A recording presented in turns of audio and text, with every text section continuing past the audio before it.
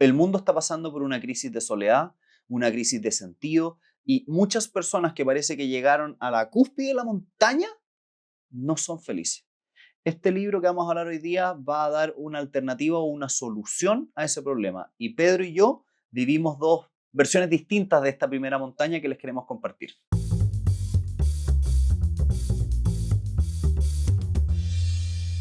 Hola a todos, bienvenidos a Elemental, el espacio donde nos leemos el libro y te traemos el resumen. Mi nombre es Pedro y estoy acá con Santiago. Hola, hola. Y el libro de esta semana es The Second Mountain, la segunda montaña de nuestro amigo David Brooks, un escritor, comentarista canadiense y famoso por sus columnas del New York Times.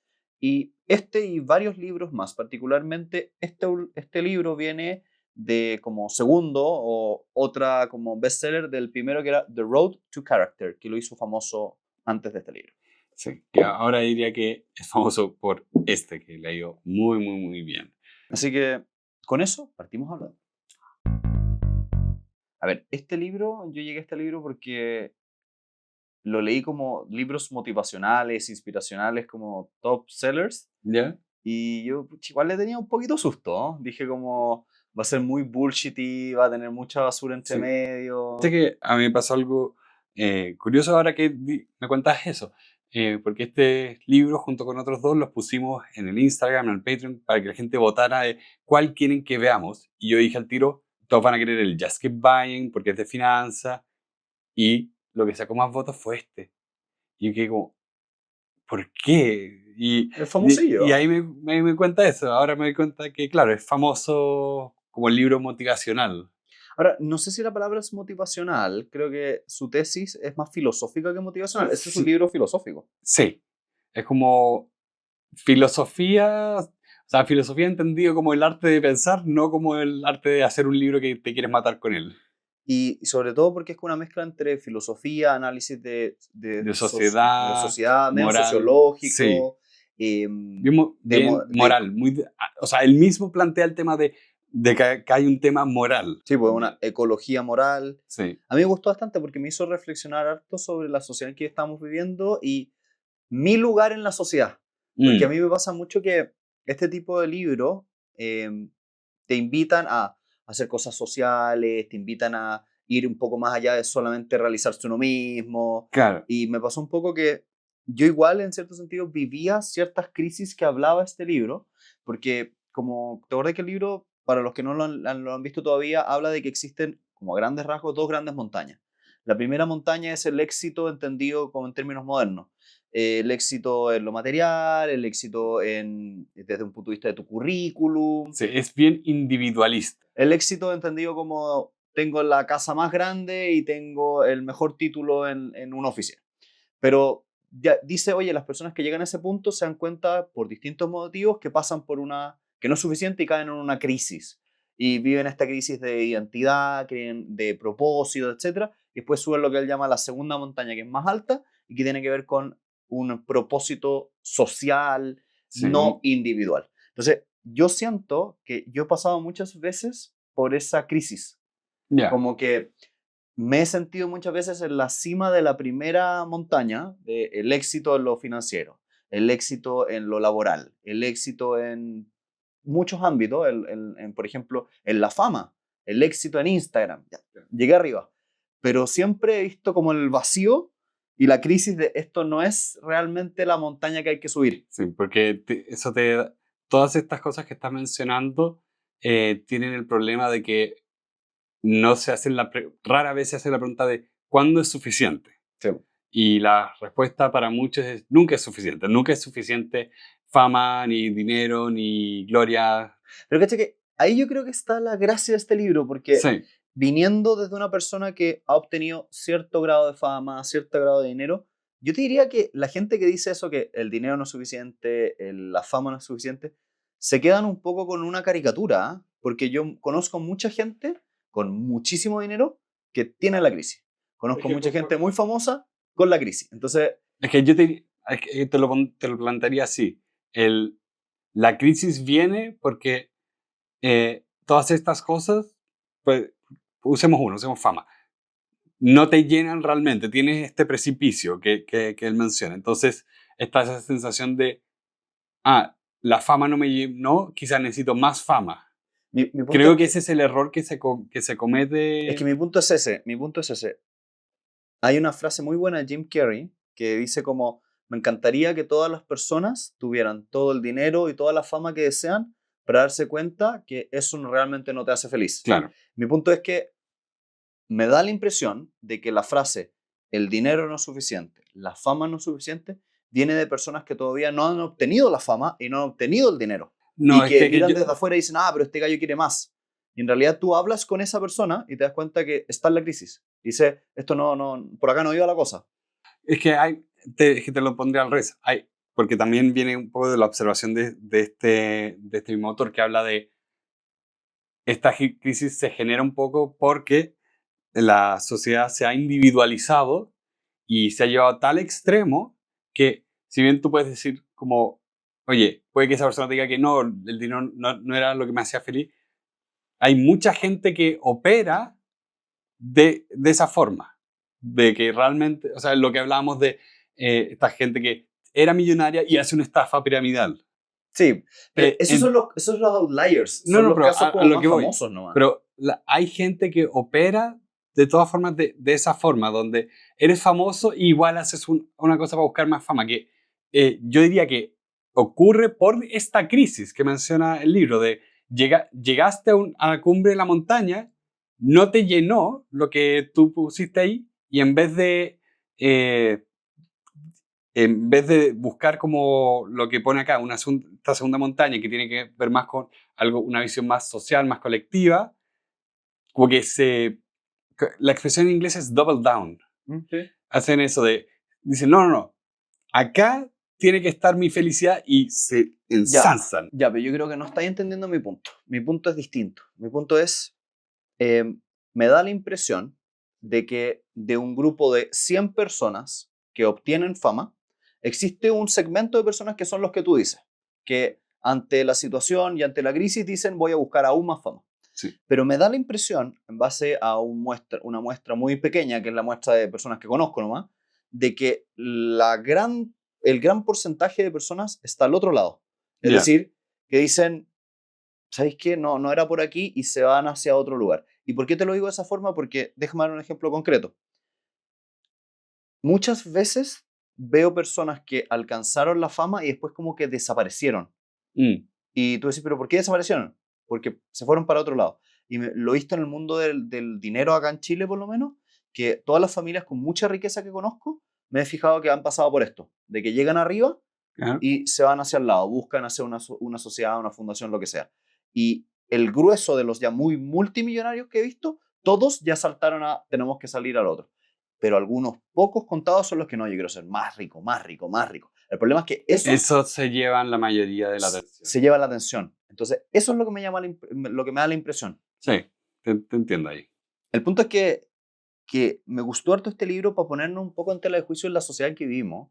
Sí. Y entiendo de dónde viene, entiendo que el autor es gringo y habla desde la realidad de Estados Unidos, donde tenían la Segunda Guerra Mundial y hablaban de todos nosotros, y después se acaba eso y volvemos al individualismo, pero igual en cierto sentido es parecido a lo que pasó en Chile. Sí, es que siento que este libro viene mucho a hablar como desde una sociedad de riqueza, en el sentido de que habla de que, porque decía que, mira, hay personas que cuando salen de la universidad, o sea, primero habla de personas que salen de la universidad, ya eso es un porcentaje menor de la población, o sea, hay gente que se dedica full a, ¿sabes qué? Voy a viajar por el mundo y es como el lado hedonista. Y después la otra gente que dice como, no, voy a tirar el tiro al mundo profesional y escalar el mundo profesional. Y ese es como el lado como Exitista. exitista. Y los dos extremos caen después en la crisis, de que la felicidad no se encontraba en esa visión que finalmente era individualista, de mi éxito, Sí, de mi placer o mi éxito. Ahora, creo que te estáis saltando una parte que Sí, encontré interesante, que era la donde partí hablando de las ecologías morales. sí, Porque dale eso. esa parte que estáis diciendo viene justo a propósito de la ecología moral que vivimos hoy, pero igual encontré entretenido como pensarlo desde el punto de vista de él, que decía como, gracias a la Segunda Guerra Mundial, la Primera Guerra Mundial, se dio como una especie de cultura de que eran una nación. había un enemigo común, que las familias de los patriotas tenían que cuidar a los hijos mientras los otros peleaban, y que volvían y los veteranos se juntaban. Y yo lo veo como desde no sé si la palabra es la literatura, pero ¿cómo se dice como la literatura, pero de las películas? La No, cinematografía, la, si se quisiera. no, es la producción cultural. La producción cultural de los gringos, que como que ensalzan un poco esa época. Hay infinitas películas de guerra, entonces Sí, tú los mirás y decís como ya, entiendo los años 50 y 60, incluso los 40, y como la gloria de esa época que era muy comunitaria. Y me encantó ver como la transición que él decía como, pero eso después se acabó y sí, fuimos hacia al individualismo. sí. No, y me gustó mucho porque él habla un poco de esa transición al individualismo como que en su minuto se tomaba como positiva, como, mira, te estamos dando las libertades.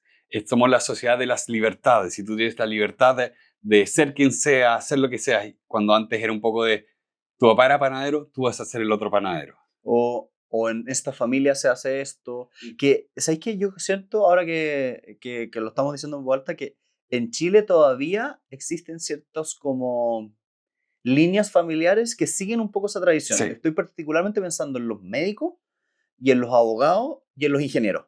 Esas tres carreras que son las como tradicionales en Chile, todavía tienen un poquitito de eso. ¿Y cuántos hijos de médicos son médicos? sí, pero igual haría la distinción de que no es como antes era más extremo, no solo en el sentido de mi papá es médico, por lo tanto yo soy médico, es literalmente mi papá es médico, trabaja en esta clínica y yo voy a entrar a la misma clínica porque Porque me toca ser el me toca heredero. ser el heredero. Sí, y soy Pedro Quinto.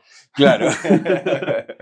Claro, entonces me gustó mucho cómo hablaba un poco de y creo que me estoy adelantando de nuevo, pero hablaba un poco de la crisis que traía esto donde te entregan todas estas libertades, pero al mismo tiempo no te entregan un compás, no tienes un camino que recorrer y quedas un poco como un colapso existencial. De hecho, esa parte que es el capítulo 2 creo que vale la pena que nos Sí, detengamos harto ahí, porque y porque lo encontré de verdad potente y dramático. O sea, a mí yo siento que me ha pasado es eso. que yo quería detenerme ahí. Me encantaría conversar esto desde cómo lo viviste tú cuando saliste de la U, y después que pasemos a conversar cómo lo veo ahora yo como docente con mis alumnos, Claro, porque creo que son dos vistas del mismo fenómeno y que le encuentro razón. Porque, sí, ¿cómo, por ejemplo, viviste tú en la salida de la universidad respecto de lo que dice acá? Un mundo lleno de libertad para tomar las decisiones que tú quieras, un mundo lleno de posibilidades, elige el futuro que quieras, un mundo donde te dicen, sé auténtico, sigue tus pasiones y sé autónomo. ¿Cómo viviste esa vida tú? no, ¿Qué te pasó con eso? no, fue nefasto. Y la pregunta es ¿por qué? ¿Por qué? Porque ya, yo hablé antes y el libro lo habla de ya, la persona que se va como al hedonismo o al exitismo, ya, pero la mayoría de las personas creo que caen un poco no en esos dos extremos, sino oye, Dentro del gradiente, dentro del gradiente de, oye, yo quería perseguir mis pasiones, yo quería ver cuáles eran mis posibilidades y no tuve una carrera profesional exitosa, no tuve seguridad laboral. Hasta el día de hoy no lo tengo, estoy buscando trabajo. Entonces, a mí me hacía mucho sentido esto de que sí, hay como una especie de promesa rota, si se podría decir, de mira todas las posibilidades que tenías y es como, "Mm, ya, pero no todas las posibilidades se dieron, no todas las posibilidades se dan. sí. Como la promesa de tú eres libre de hacer lo que quieras, choca con la realidad de tú eres libre de hacer lo que puedas. Y además que no tienes claridad de lo que quieres.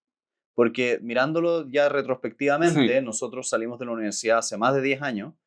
Hace 10 años atrás no teníamos tanta claridad de dónde estábamos. Sí, espérame que, yo tuve el aniversario de 10 años el año pasado. sí, yo no, yo me demoré Un poquito más, un poquito pero más. Pero sí, es ese tema también de tú no sabes qué es lo que te va a gustar trabajar hasta que te pongas a trabajar. igual entretenía esta conversación porque de los dos modelos, el modelo hedonista y el modelo exitista, nosotros representamos un poco una tendencia hacia un lado y una tendencia hacia el otro, como que lo vivimos. O sea, yo no distinto.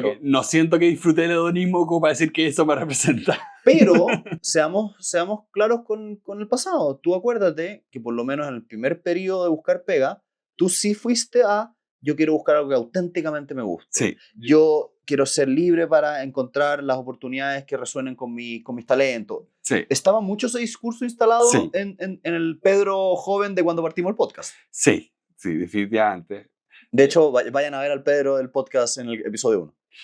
Oh, qué loco, porque bueno, eso fue el 2017, yo salí el 2016. Sí, todavía estaba mucho de eso, de busco algo que se alinee, lo que se habla de busca algo que para lo que eres bueno, para lo que se paga y que te apasione. Busca ese, creo que es Ikigan, es un nombre japonés. Ikigan, sí. Ikigan. Como busca eso. Ikigai, creo que Ikigai. Corríjanos en los comentarios. Entonces, buscando eso, me quedé sin pan ni pedazo en muchos casos. Es loco porque yo lo viví desde la otra punta. El autor dice en el capítulo siguiente, hay personas que en vez de hacer eso, siguen por el camino preestablecido e intentan llegar a la cúspide del camino como de los checklists que hay que cumplir, Sí. pero no van tanto por sus pasiones. Y yo lo siento un poco así. Yo en mis primeros trabajos no estaba buscando lo que auténticamente me apasionaba. De hecho, los primeros trabajos que tuve no me parecían tan entretenidos. A pesar de que estaba en el mejor estudio, en el mejor lugar, Sí. aún así no me apasionaba como me apasionan los negocios que vivo hoy. Sí. Entonces, creo que vivimos un poco esto. O sea, tú pasaste por una crisis en una época donde el sistema que nos rodeaba te dio las oportunidades, pero no te dio tal vez la dirección, como dice el autor. Sí. No te dio como, mira, por acá es. Y Sí. yo por el otro lado, me dieron el camino, pero no me dieron como la autenticidad y no sé qué. Entonces, vimos dos caminos que caímos en dos distintas crisis. Sí, o sea, por eso dentro de lo que dice el autor, yo siento que nunca he escalado la primera montaña. Ya, todavía no he llegado a la punta de la montaña. Todavía nunca he logrado sentirme como bien satisfecho a nivel individual. Nunca he estado como, sí, logré lo que hablábamos la otra vez de tengo estabilidad financiera, estoy al otro lado. No, eso no lo he logrado en mi vida adulta profesional. Entonces, de verdad, como que esta parte de acá en el capítulo que habla como de la caja vacía, las cajas vacías fue como casi que doloroso un poco. Pero demasiado cierto.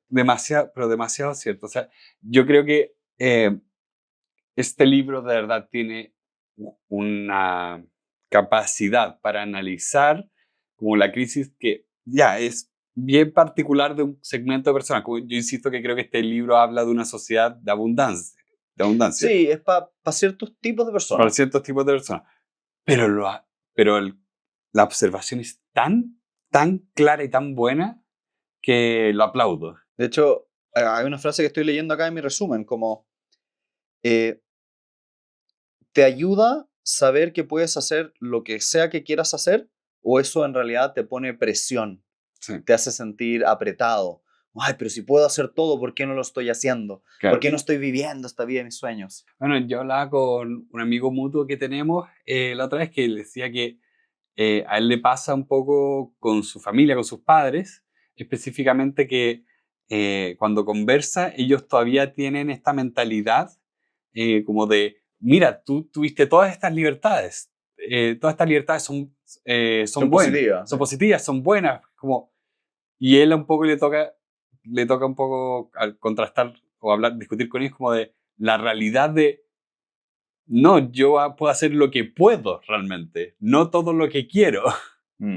Entonces, efectivamente, la caja vacía de la libertad, de las posibilidades, de la autonomía, de la autenticidad, las encontré bien reales, pero que vienen y que vienen todavía de una visión cultural que surgió o sea, que surgió durante la Guerra Fría. Sí. Cuando empezó el tema ya más de empezaron a surgir todos los movimientos de libertades individuales, especialmente en Occidente. O sea, es impresionante pensar y analizar toda la transformación cultural que ha habido en los últimos 100 años. El otro día un amigo nos escribía de lo impresionante que era que la guerra del Pacífico, 100 años después de esa guerra, había un ser humano en la luna. Y todo el avance tecnológico que eso significó. Y yo pienso ahora como también, hace 100 años, todas las transformaciones, o sea, hace 100 años todavía estaban los imperios, todavía estaban las colonias.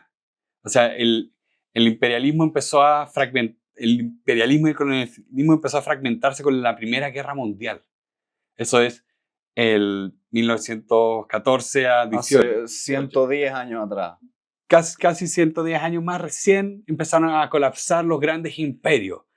Y, o sea, después de la Segunda Guerra Mundial, recién después de la Segunda Guerra Mundial vino el periodo de descolonización de Inglaterra. O sea, hay una transformación no solo tecnológica, sino cultural gigante en los últimos años. Y déjame agregarle otro elemento cultural que creo es fascinante y que a nosotros en Latinoamérica no nos había llegado tanto, sino hasta después de la Segunda Guerra, pero que en Estados Unidos era propia de la independencia, que era la idea de la meritocracia.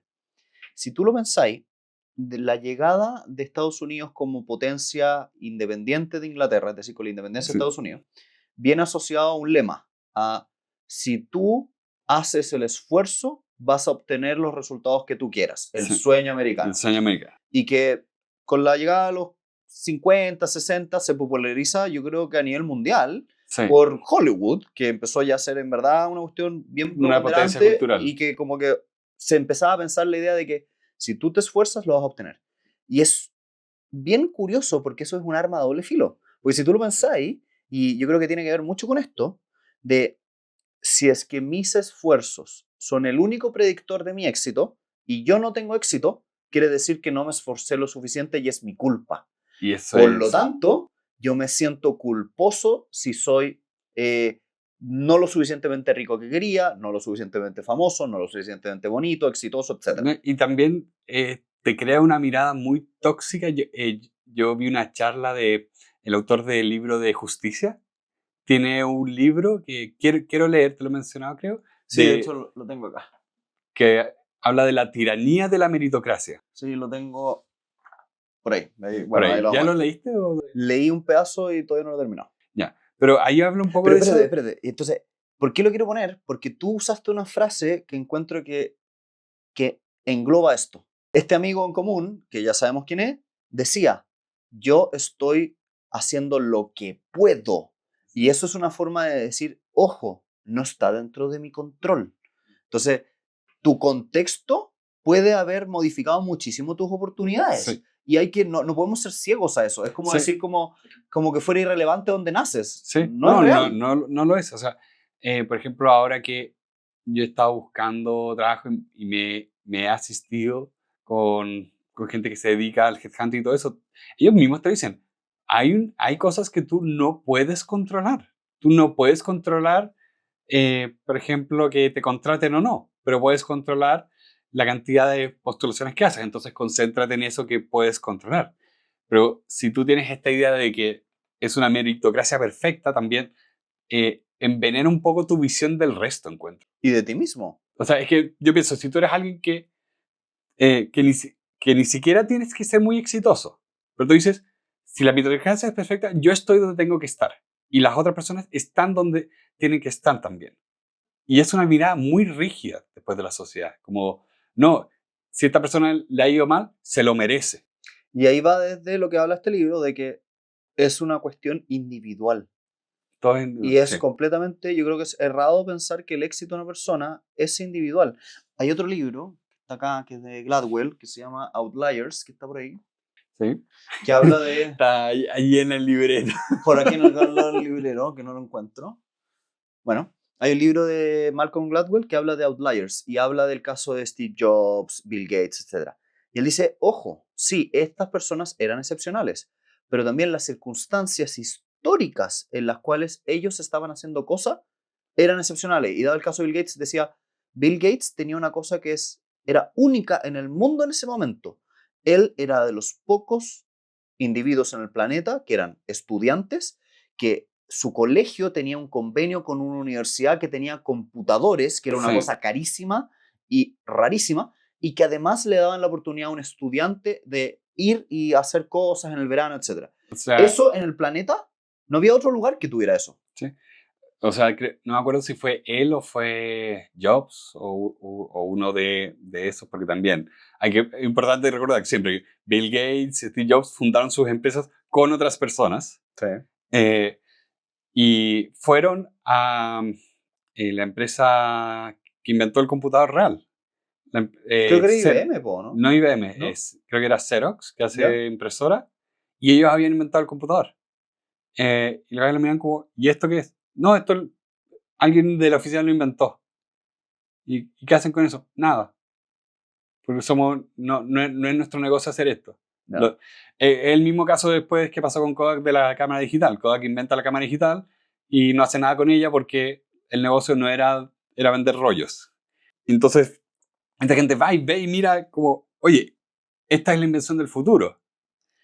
Por eso no me acuerdo quién de todos estos individuos fue el que fue y lo vio ahí y dijo, tenemos que hacer esto. Pero también es un outlier.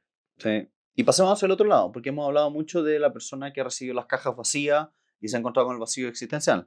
Vamos al otro lado, que es el lado que me tocó a mí, que era personas que les dieron un camino muy marcado de los siguientes pasos. En el colegio se obtienen buenas notas para entrar a una buena universidad. En una universidad se obtienen buenas notas para entrar a un buen trabajo. En un buen trabajo se hacen primeros años de mucho trabajo duro para ir escalando lentamente y obtener distintos títulos para llegar algún día a ser el jefe. Y el jefe te va a dar tal y tal como característica.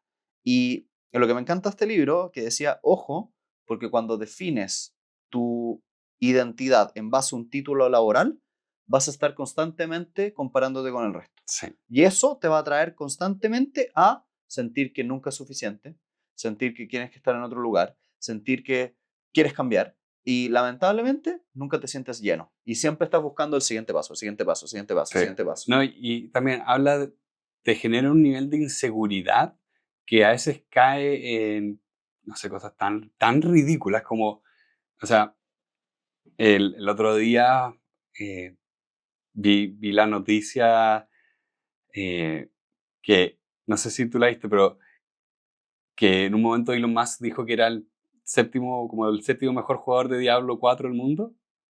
Te creo. Y fue como, ok, esto es raro. ¿Cómo este gallo va a estar rankeado tan alto? Se supone que trabaja, que hace otras cosas, no te da el tiempo. Es como que yo dijera, no, yo tengo el séptimo mejor tiempo en los 100 metros planos. ¿Qué minuto? Y después salió como, no, y también soy el quinto mejor en Path of Exile, que es otro juego similar al Diablo 4. Y ahí fue como, ¿cómo? De verdad, este juego es nuevo, acaba de salir. Y después salió que, claro, el gallo le pagaba a un chino para que le subiera las cuentas. Y yo pienso, ¿por Pero qué? Es espérate, que ¿esto es real o esto es un esto fake es news? real.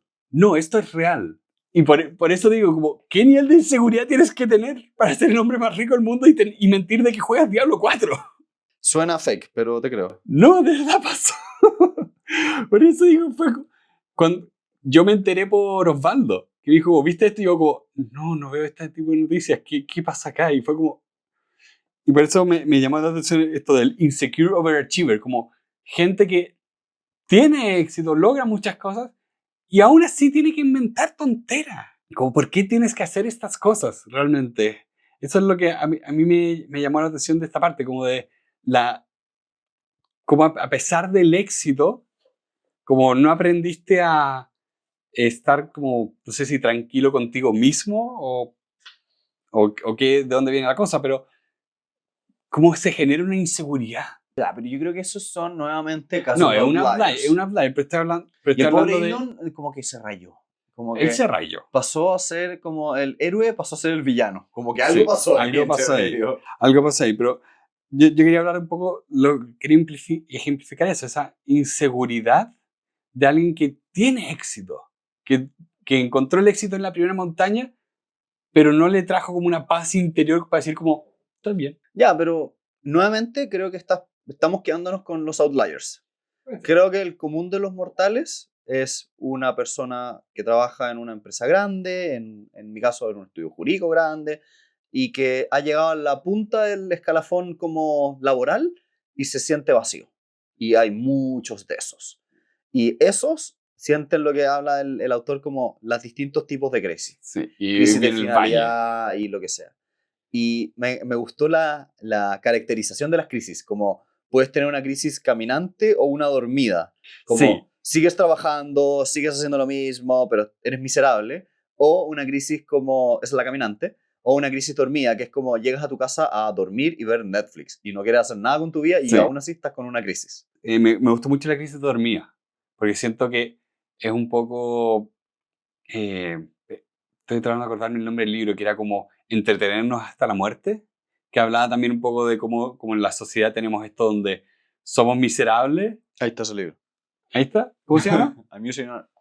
Amusing ourselves to death. Ya, pues, ahí está ese libro y un poco esa idea de, sí, somos miserables, pero para compensarlo nos entretenemos viendo tele. Que también es como la premisa, creo que de Fahrenheit, no me acuerdo. Sí, eso sí. Que es la premisa. 451 creo que es, no me acuerdo. No me acuerdo, pero el libro Fahrenheit donde queman libros y la gente vive atontada viendo tele. Igual encuentro loco eso, porque siento que hay muy poca autocrítica respecto a la televisión. La gente dice, no, en los años 90 la gente estaba pegada a la televisión, todos veían tele todo el día. Pero tú le preguntas a una persona la cantidad de Netflix que ve al día, y es la misma cantidad de horas brutal de televisión. Sí, Solamente que ahora no es la televisión, es el teléfono o es el iPad, pero es la misma cuestión. son horas de pantalla, o sea, y también no es un tema, es un tema transgeneracional. Lo de mi mamá se quejaba de, tu papá pasa todo el día en Instagram y Facebook.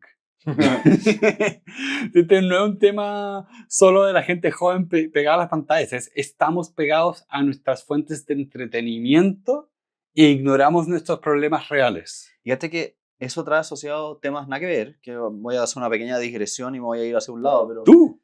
¿Yo? Ese es mi territorio. Ese es tu ¿Qué haces? territorio, sí. Ayer estaba hablando con la Vale sobre el como desgaste cognitivo que te generan las pantallas y todas esas cosas y cómo es tan difícil mantener como un attention span, un periodo de atención, un periodo de concentración, que hoy en día como que se vuelve al revés, como que uno tiene que hacer un esfuerzo para entrenarse para estar leyendo, por ejemplo. Sí.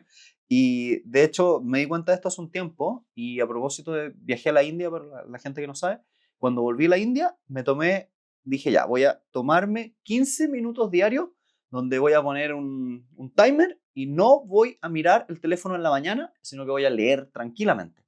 Y te juro que los primeros días me costaba.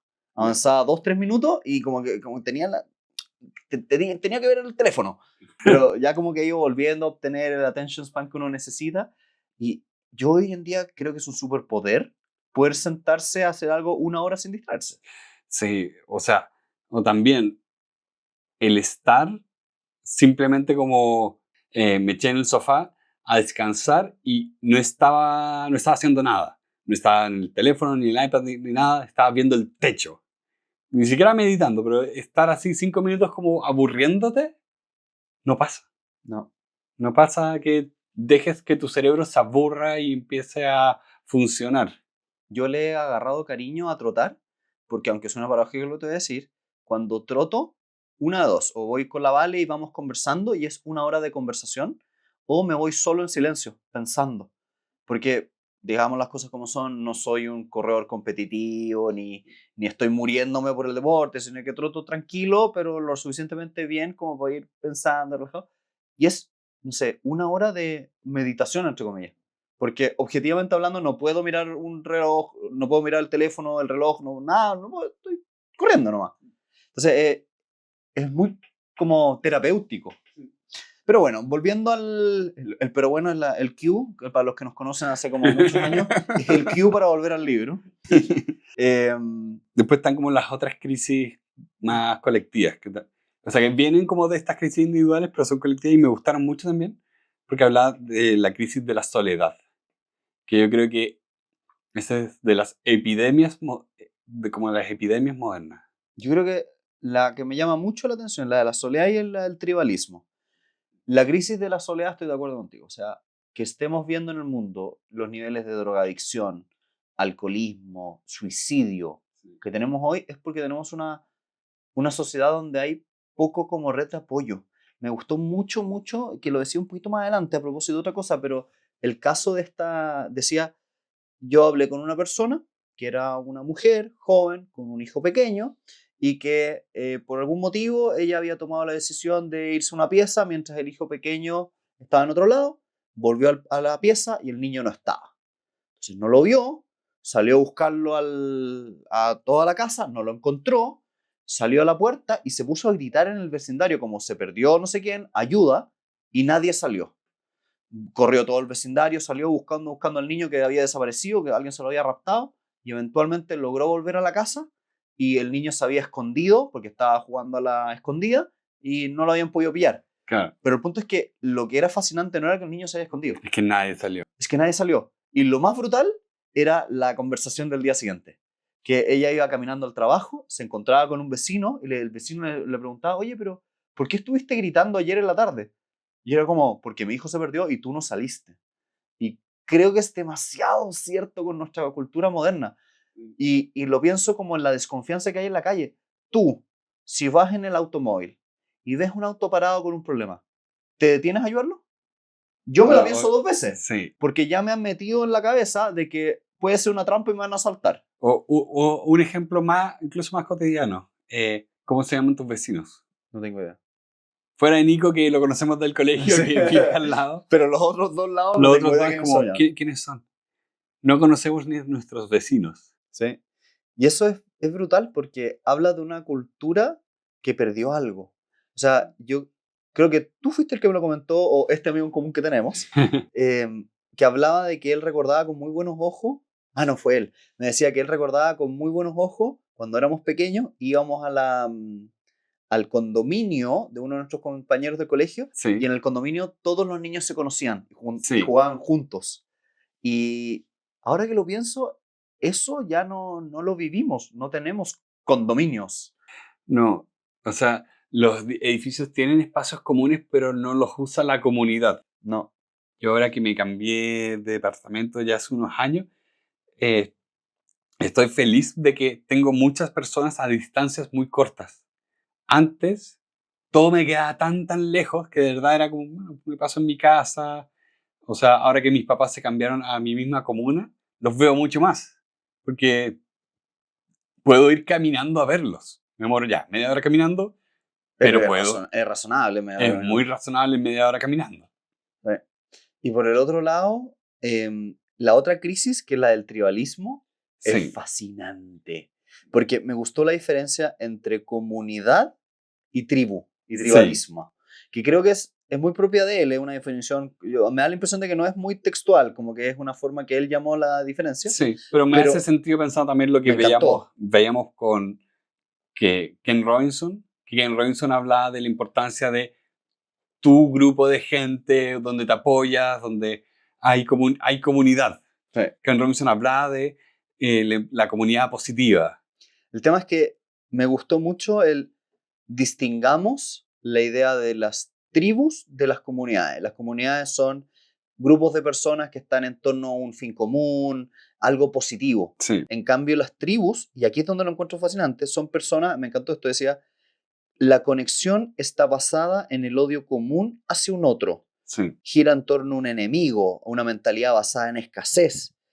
Y yo lo puse en mi resumen porque yo lo dije así, no lo decía el sí. libro. Dije, esta es la viva imagen de nuestros actuales partidos políticos.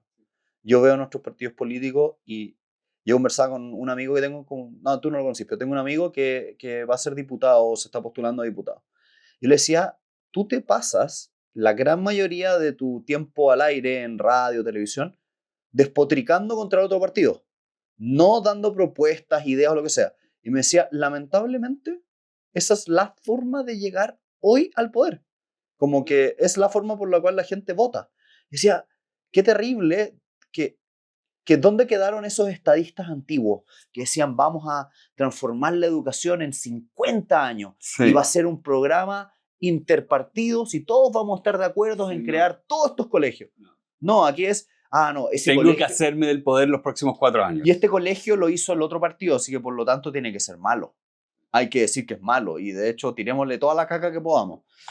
Sí, no, es terrible. Y a mí me llamó la atención porque esto yo te lo comenté me acuerdo que lo conversamos una vez cuando estábamos leyendo el libro del hijo del terrorista. porque ahí habíamos ya leído el elemento. Y yo decía como, oye, todas estas cosas que hablaba el elemento respecto a las comunidades, las tenía acá como en versión negativa el padre del protagonista.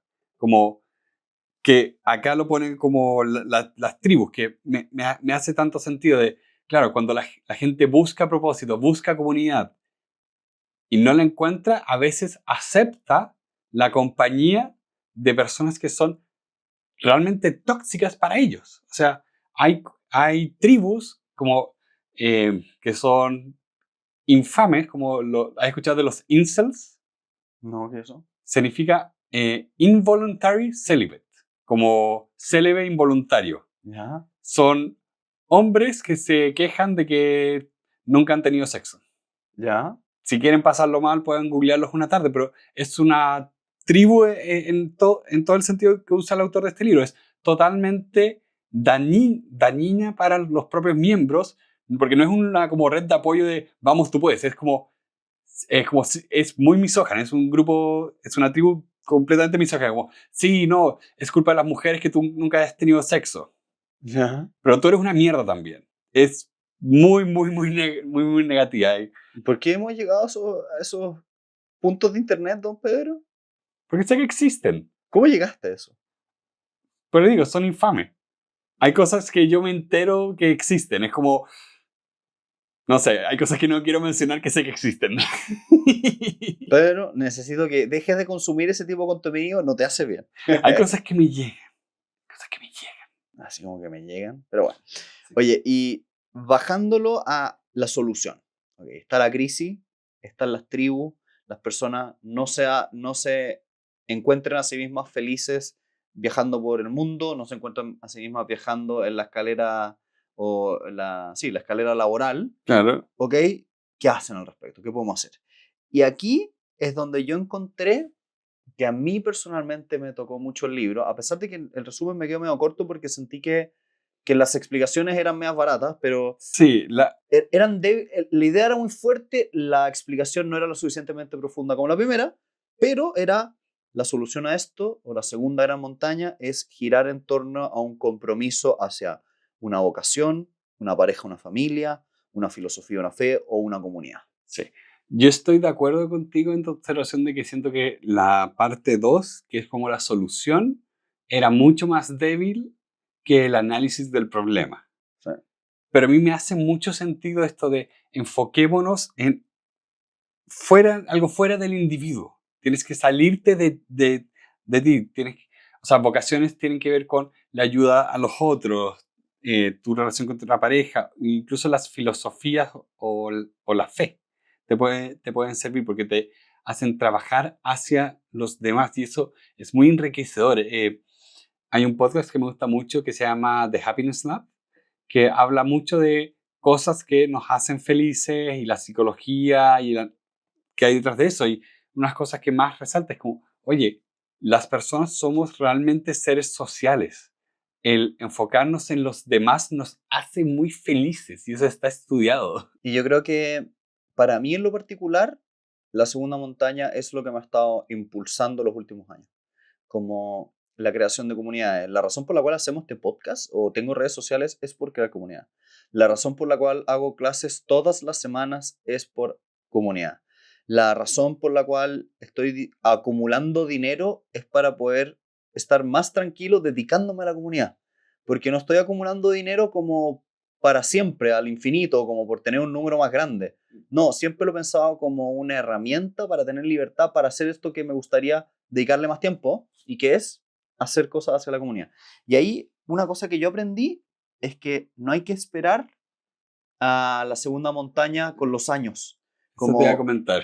como me costó mucho aprender eso. Yo cuando salí de la universidad hace más de 10 años atrás, yo estaba pensando en voy a subir la escalera laboral, voy a llegar a la cúspide, voy a ser rico y ahí me voy a dedicar a los otros, a ayudar a la gente, lo que sea. Y en el camino me di cuenta que podía ayudar a la gente sin haber escalado la escalera y hacerlo al mismo tiempo. Sí, pero también esto ocurre que no es una cosa de todo o nada. Uno puede ir y venir en el sentido de el año pasado tú estuviste muy colapsado laboralmente. eh, Y eso te diría que es un problema de primera montaña. Sí. A pesar de que habían cosas de segunda montaña. No es como, ok, estamos 100% enfocados, ya pasamos, ya dejamos la primera montaña atrás. Somos libres de esos Sí, problemas. como que uno tiene una pierna en uno y en la otra. Sí, como que puedes ir y volver de estas cosas. Es flexible. Sí. Si lo pusiéramos en términos de una montaña, es como que el camino tuviera en la mitad del valle, fuera pasando por las dos montañas. Sí, Una cosa así. sí. Vas de uno a otro y eso es lo difícil también. Porque hay cosas sociales que también nos empujan hacia un lado u otro. Yo te diría que lo que tú mencionaste al principio también como juegan contra la segunda montaña, que es que cuando uno no se siente realizado en términos financieros, familiares, cuesta mucho estar pensando en la comunidad, en el prójimo. Yo creo que en cierta medida uno igual tiene que subir un poco la primera montaña Sí. para poder estar tranquilo en la segunda. Porque O sea, si tienes que comer. si tu enfoque está en no estoy llegando a fin de mes, dedicarte a la comunidad, sí, puede ser en tus tiempos libres, el fin de semana, lo entiendo. Pero tu primera prioridad va a ser lo otro. Sí, es como el típico ejemplo de, oye, estoy muy estresado porque no sé si llego a fin de mes. Tengo la solución. Medite. Vaya y medite para curar su estrés. Y es como, compadre, La meditación no me va a traer dinero. no me trae dinero la meditación. Sí. Entonces, pasa eso, por desgracia. Que efectivamente a veces existen estas presiones externas que nos obligan a enfocarnos en nosotros de una manera que no es sana. O sea, porque la persona que está enfocada en sí mismo, porque está estresado por temas financieros, lo está pasando mal. Lo está pasando mal. No es que esté siendo individualista. No es individualista pensar que tienes hambre. Gracias. Eso mismo. No es individualista pensar que tienes hambre. Sí. Oye, y para ir cerrando, de las 4 vocaciones o 4 como soluciones que da el libro, para ti, ¿cuál crees que es la que más te resuena?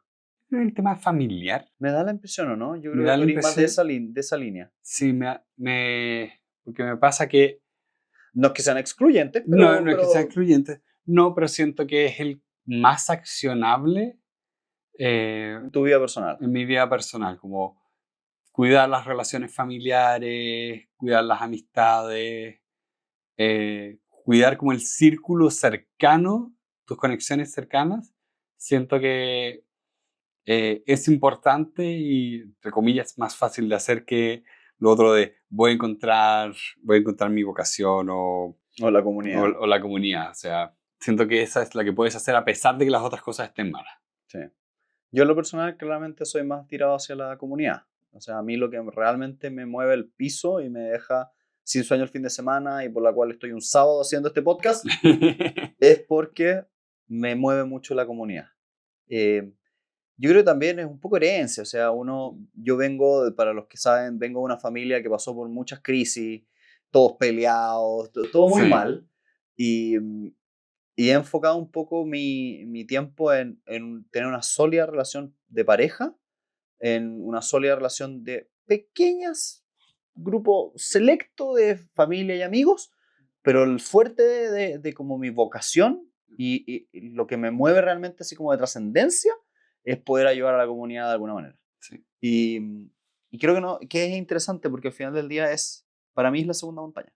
Mi segunda montaña, ojalá, es que en mi tumba diga como ayudó a la comunidad de X forma. Como no me importa que digan cómo fue el mejor padre o el mejor hermano. Eso no me importa tanto. Yeah. Me gustaría que dijera como ayudó a tal comunidad a hacer tal cosa. John Wick, Beloved Husband. Pedro es un cinéfilo y se le activan ciertos lados del Sí. cerebro. Bueno, y para terminar el capítulo, si tuvieras que recomendarle este libro a alguien, Pedro, ¿a quién se lo recomendarías? Que, porque, a ver, siento que estoy pensando, ¿me habría ayudado leer este libro hace 10 años? Y no siento que me habría ayudado tanto. No, yo creo que el enfoque de este libro es para personas que ya tienen una cierta trayectoria Sí. y que están con la crisis. Sí, este Yo- libro es para gente con la crisis. Yo creo que la gente que está con la crisis necesita leer este libro. Sí, porque Que por lo general es más adulta o ya pasó Sí. por el mundo Sí. Instagram o la escalera laboral. Porque yo también quiero enfatizar de que si quieres estabilidad financiera, probablemente tienes que igual pasar por la primera montaña. Sí. Entonces, la gracia es saber pasar por la primera montaña con ojos en la segunda. Sí. O incluso, que es perfectamente posible hacerlo, tener una relación completamente transaccional con tu trabajo y buscar comunidad, buscar vocación después. Sí. Si tuvieras como una nota. Nota, para mí, va al librero. Sí, este es un libro para el librero.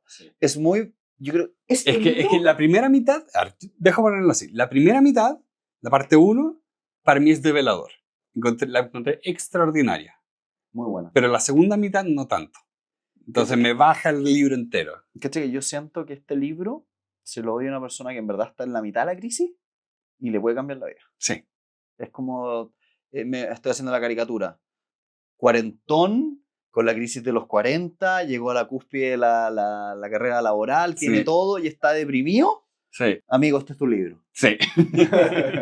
Pero en fin, a mí también creo que es un libro que lo voy a guardar en la biblioteca. Algún día lo voy a revisitar cuando esté más profundamente en la crisis. Claro.